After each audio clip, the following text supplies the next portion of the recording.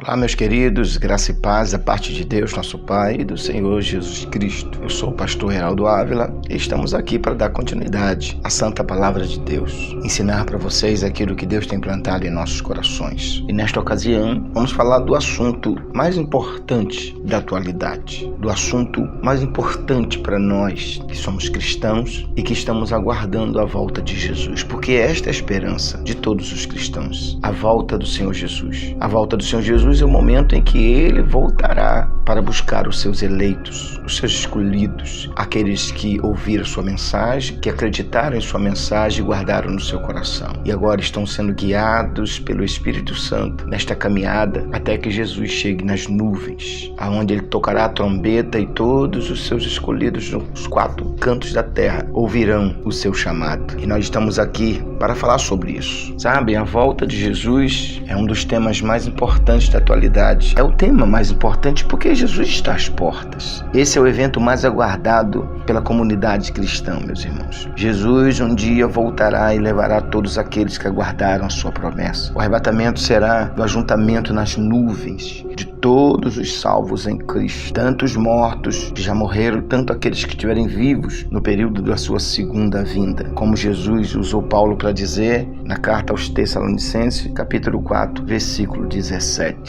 Mas é importante lembrarmos aqui que Jesus, ele deixou claro, ele deixou os sinais, ele falou dos sinais, ele falou que a natureza ia emitir sinais, e é o que nós estamos vendo, a natureza está emitindo sinais, os céus estão emitindo sinais, a população mundial está emitindo sinais, a frieza de amor no povo, a criminalidade, morte, destruição, casamentos sendo destruídos, famílias sendo destruídas, pessoas morrendo a todo instante, a violência cresce a cada dia. Então, Jesus declarou na sua palavra, nos deu sinais. E todos esses sinais já se cumpriram. Um dos sinais que ele deu foi o retorno de Israel como nação. E isso já aconteceu em 1948, quando Israel foi declamado novamente como nação. Então, eu quero essa manhã, ou essa tarde, ou seja o dia ou a hora que você estiver ouvindo essa palavra, que você seja edificado, que você seja fortalecido. O tema dessa palavra de agora é Jesus está chegando. O que eu preciso saber sobre isso? O que eu preciso fazer sobre isso? É disso que nós vamos discorrer agora. Cristo está às portas. Não falta mais nada para cumprir aquilo que ele disse. Sabe, irmãos, a volta de Jesus é um dos assuntos mais ventilados nas Escrituras. São centenas e centenas de menções sobre a segunda vinda de Cristo. Se considerarmos as alusões diretas e indiretas sobre a sua volta, vamos alcançar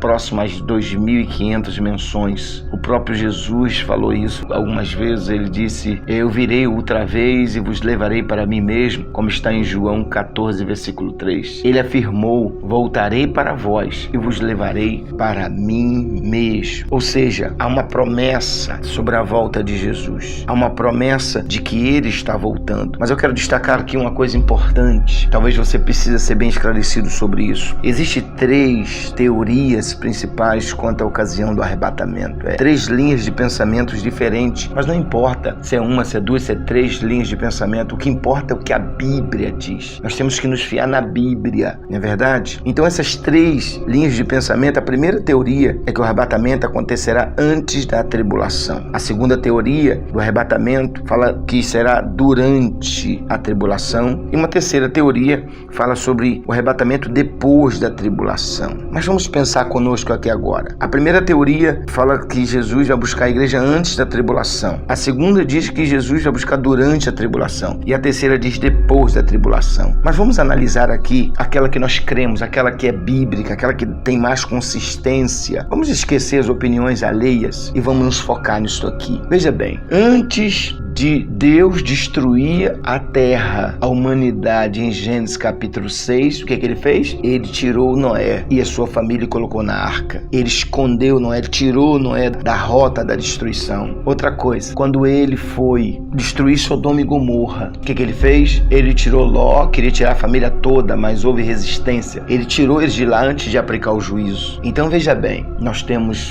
fatos concretos de que Jesus vai livrar a igreja antes. Ele disse: como guardaste a palavra da minha paciência, eu te livrarei da hora, não é na hora, da hora da tentação, que há de vir sobre todos que habitam na face de toda a terra. Então, Jesus vai voltar antes, porque a palavra tribulação, que é o período que vai acontecer assim que ele levar a igreja, vai iniciar aqui na terra um período chamado tribulação. É um período de 3 anos e meio, depois será um segundo período de mais 3 anos e meio, chamado de grande tribulação. É um período mais difícil, mais complicado, porque vai ser o derramamento das pragas, do juízo de Deus, tentando fazer os homens se arrependerem. Então vamos analisar aqui uma coisa importante. Por que Jesus gostaria que a igreja sofresse? Porque se já trabalharam, se já militaram, já fizeram a sua parte, por quê? Então não tem sentido Jesus deixar a igreja passar a tribulação. Ele tirou Noé e guardou na arca para não morrer, para não ser destruído. Ele tirou, a família de Ló, tentou tirar todos e não conseguiu, mas ele fez isso. Isso nos mostra que Deus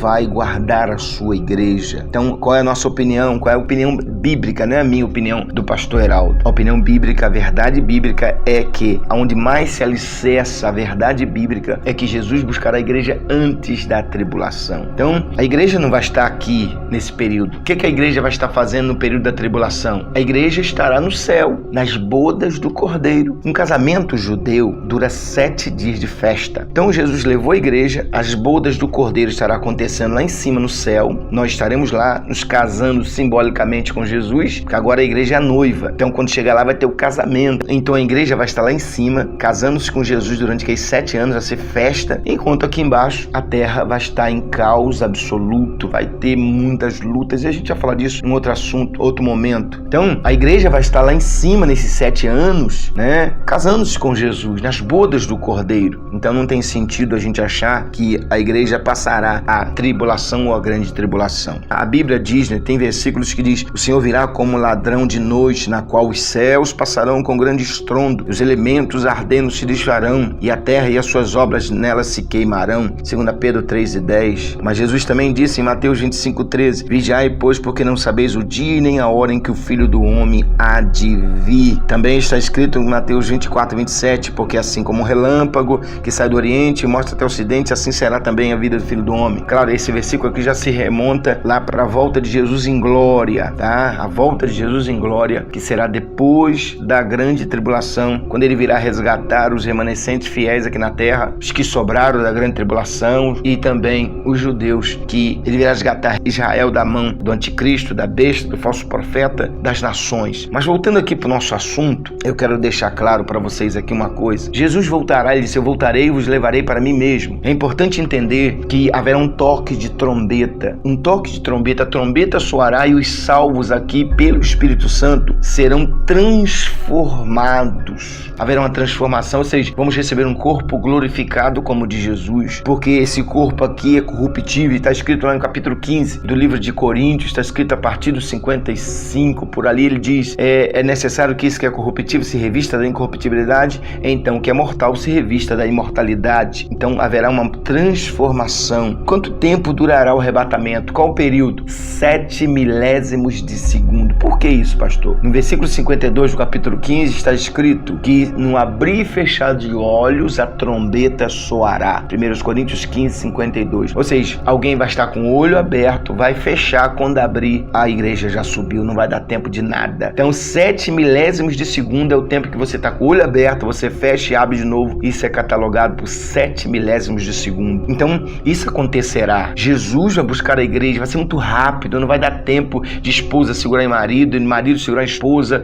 não vai dar tempo de filho segurar em pai e mãe, não, vai ser muito rápido o arrebatamento da igreja. Mas a pergunta é: Jesus está chegando, a natureza está gritando, a natureza está falando, o que está acontecendo na terra, no mundo, guerras, rumores de guerra, incêndios, rumores de guerra, pragas, pestilência, um aviso muito claro de Deus. Foi esse período que Deus permitiu que a pandemia chegasse, a coronavírus, e colocou todo mundo trancado dentro de casa para reflexão. Deus colocou a humanidade dentro de casa para refletir, para pensar. Deus fez isso para que a humanidade tivesse um tempo para reflexão. Mas eu não sei se adiantou um pouco porque algumas pessoas voltaram para o Senhor, porque as pessoas que estavam afastadas retornaram, algumas aceitaram a Jesus. Adiantou para Deus, sim, mas muita gente continua indo coração endurecido e perdidos. Mas veja bem, Jesus está chegando, sim. O que nós precisamos saber? O que nós precisamos saber? Primeira coisa que a gente precisa saber é que Cristo está às portas e não falta mais nada acontecer. Você precisa entender que não falta nada. Significa o quê? Que a qualquer momento ele vem, a qualquer momento ele chega. Pode ser hoje ainda, pode ser à tarde, pode ser à noite, pode ser meia-noite, de madrugada. Ele está vindo, não falta nada, ele está voltando. Você precisa saber disso, os irmãos precisam saber disso. Ele está voltando, isso que você precisa saber. Outra coisa que você precisa saber, como está a sua vida, fazer um balanço da sua vida e saber se você está vivendo a vida que Deus escolheu para você ou a vida que você escolheu para você. Não basta você estar numa igreja, não basta você frequentar a igreja, não basta você ter uma carteirinha de membro, ter uma credencial de obreiro, de ministro, não importa. O que vai valer se vai subir ou não é o estado espiritual, é a comunhão com Deus através do Espírito Santo. Então, como está a sua vida? Você tem que saber disso, você tem que avaliar a sua vida, porque, meu irmão, minha irmã, eu vou te dar um conselho aqui. Não dá para falar tudo. Eu amo escatologia bíblica, eu amo os assuntos que eu mais amo e que eu tenho um certo domínio sobre isso, pouco, mas tenho. Deixa eu dizer para você uma coisa, nem pense em ficar aqui depois que a igreja subir. Nem pense nessa hipótese, porque vai ser terrível. O tal do anticristo, o diabo vai entrar nele e ele vai ser uma perseguição ferrenha, vai ser uma luta terrível. Poucas pessoas vão conseguir alcançar esse período, porque não vai ser fácil. Então não pense, você tem que tirar essa hipótese, tem que tirar, porque se agora com o sangue de Jesus, se agora com o Espírito Santo, com a palavra de Deus, com a liberdade de expressão, você pode andar com a Bíblia para cá e para lá, né? Aqui no Brasil é assim, tem países que não podem, você não pode pensar em ficar, não fique, porque as torturas que o anticristo vai colocar sobre os cristãos que aqui ficaram, que cochilaram, que não levaram a vida a Deus a sério. Você tem que levar sua vida com Deus a sério, você precisa saber disso. Sua vida cristã tem que ser levada a sério. Você não pode ser um crente qualquer, você tem que ser um crente comprometido, você tem que ser um cristão que vive em oração. Vive em oração não é passar o dia trancado, não. Vive em oração, tem um momento de oração de trabalhar, tem um momento de oração na sua hora de almoço, tem um momento de meditação, aplicar a palavra, buscar o batismo com o Espírito Santo, buscar a força divina, fazer a obra de Deus. Fazer a obra de Deus é pregar o Evangelho, levar as pessoas a conhecer a obra redentora de Cristo. Meu irmão, essa é a hora. Você tem que analisar como está a sua vida. Você precisa saber disso. Se você estiver vivendo uma vida relaxada, só vai na igreja, mas não ora em casa, não medita em casa, não tem força para pregar, não jejua, pode ter certeza, a sua fé está abaixo e a sua fé não vai ter consistência para encontrar com Jesus, não vai ter. Então, você precisa saber disso, você precisa saber que não falta nada, ele está chegando, pode ser hoje, amanhã, a qualquer instante, não falta nada. Agora, a segunda coisa, você tem que saber como está a sua vida. Vamos pensar aqui nas virgens prudentes e loucas. Pense nelas. Por que as virgens loucas não subiram? E por que as virgens prudentes subiram? Por quê? Vamos analisar aqui a diferença, o que uma tinha e outra não tinha. As virgens loucas não tinham azeite na botija. A botija ali é a vida delas. Elas não tinham azeite, que simboliza o Espírito Santo. A Bíblia diz claro, muito claro no livro de Romanos, Paulo fala no capítulo 8 que os que estão na carne não podem agradar a Deus. Se vocês são filhos de Deus, o Espírito de Deus guia vocês. Veja bem, não tem como, você tem que ser guiado pelo Espírito Santo, mas para fazer isso, você tem que ter comunhão com Ele.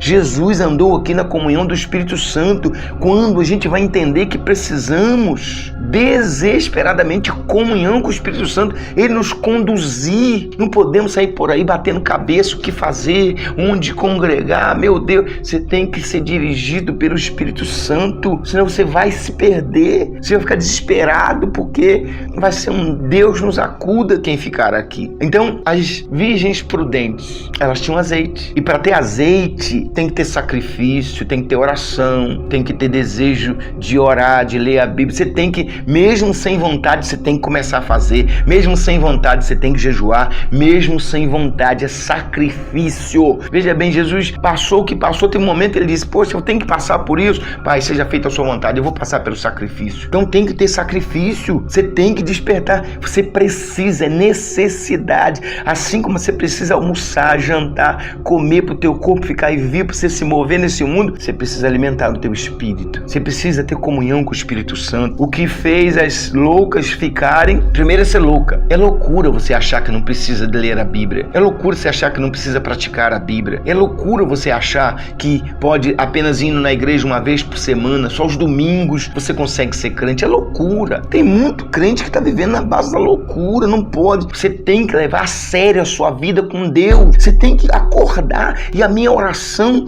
nesta palavra é que te acorde, te desperte. Você não quer orar, ore a si mesmo. Você não quer jejuar, jejue a si mesmo. Você não quer ir para a igreja, vá a si mesmo. Você precisa se fortalecer em Deus. E não há outro meio se não ser a leitura bíblica, a oração, o jejum e o comprometimento com Deus e a comunhão com o Espírito Santo. Então, as 5 virgens que ficaram, foi falta de azeite, foi loucura, viveram uma vida louca, viveram uma vida pensando nas coisas daqui, luta daqui, só pensando nas coisas daqui, esqueceram-se que a eternidade está logo ali, que nós vamos para lá. É verdade, é real a eternidade. Meus amados, acordem uns aos outros, despertai uns aos outros. Você tem que acordar para acordar a sua família, você tem que acordar para acordar alguns irmãos, não pode ficar dormindo, acorda. Se for preciso, ouça essa mensagem 1 vez, 2 vezes, 3 vezes, 10 vezes, mas você tem que se despertar, não pode continuar vivendo como louco, porque as loucas ficaram. Veja bem, eram virgens, é como nós, somos crentes, muitos crentes vão ficar mesmo sendo crentes, mesmo sendo aceitados Jesus, eram iguais em muitos pontos, mas o que diferia as virgens prudentes das loucas era que 5 eram prudentes, 5 eram loucas, a loucura. E a outra coisa que diferia, que tinha azeite, a outra não tinha.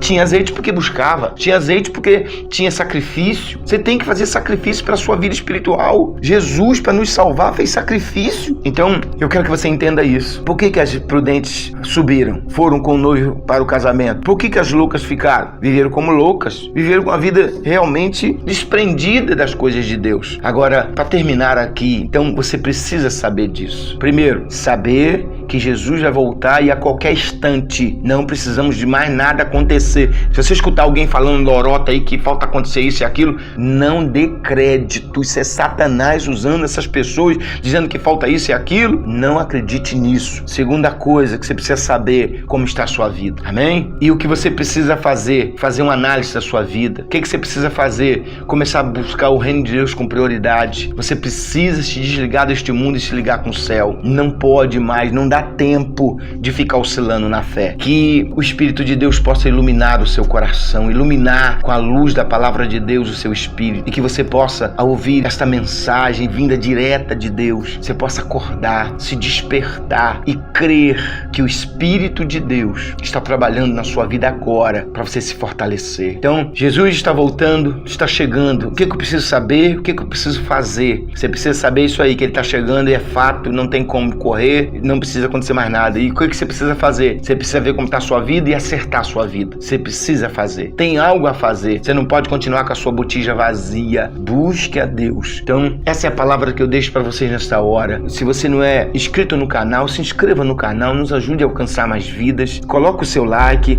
deixe o seu comentário. Se você deseja que eu fale aqui sobre outro assunto, escreva aí no comentário. Eu vou ter o prazer de citar o seu nome, dizer que você me sugeriu. Eu vou ter o prazer de ver a mensagem que você quer, preparar ela pelo Espírito Santo e trazer, que vai servir não somente para você, como para todas as pessoas que o Espírito Santo deseja falar. Deixa eu orar por você, abençoar a sua vida nessa hora. Querido Pai, é um prazer estar aqui, Pai. Poder falar para milhares e milhares de pessoas ao redor deste mundo. Falar que Jesus está chegando. O que nós precisamos saber, Pai, sobre a volta de Jesus? O que nós precisamos fazer sobre a volta de Jesus? Senhor, toma essas pessoas que estão me ouvindo em Tuas mãos. Quebra todo o ciclo do inferno. Quebra toda a armação de Satanás. Toda a armadura demoníaca na vida dos meus irmãos e amigos sejam quebrados agora. Que a mente deles, meu Pai, receba a luz da Tua palavra. Senhor, traga o temor, traga o desejo. Faça essa pessoa, esse irmão, essa amada irmã, buscar a Tua face enquanto se pode achar. Senhor, eu vou abençoar essa casa. Eu abençoo essa casa, essa família. Eu abençoo, meu Pai. Se há alguém doente, eu ministro a cura agora. Seja curada agora. Receba a cura em nome de Jesus. Pai, eu trago a paz do Senhor nesta casa. casa e nesta família. Muito obrigado, Senhor. Nós abençoamos o teu povo na autoridade que o Senhor nos confere em nome de Jesus. Amém. E graças a Deus. Meus amados, que Cristo, nosso amado Salvador, os abençoe ricamente. E eu espero vocês na próxima mensagem. Fiquem todos com Deus. Um grande abraço e até a próxima. Em nome do Senhor Jesus. Amém.